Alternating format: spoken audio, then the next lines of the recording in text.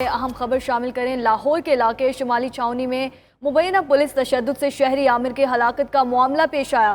شمالی چھاؤنی کے باہر عامر کے لواحقین نے دھرنا دے دیا، ٹائر جلا کر روڈ بھی بلاک کر دیا۔ مظاہرین نے شمالی چھاؤنی صدر گول چکر کو ٹریفک کے لیے بند کر دیا۔ مظاہرین کا کہنا ہے کہ پولیس کی جانب سے FIR درج کرنے کی یقین دہانی کرائی گئی تھی۔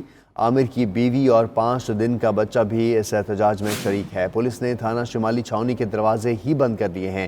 مظاہرین آپے سے باہر پولیس اسٹیشن کے باہر رکھے گملے بھی توڑ دیے ہیں۔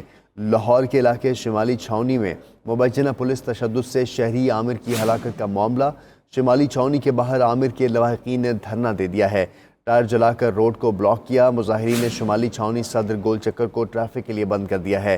مظاہرین کا یہ کہنا ہے کہ پولیس کی جانب سے FIR درج کرنے کی یقین دہانی کرائی گئی تھی، اور آپ کو یہ بتائیں کہ یہ احتجاج کیا جا رہا ہے مظاہرین کی جانب سے۔ عامر کی بیوی اور 5 دن کا بچہ بھی اس احتجاج میں شامل ہے۔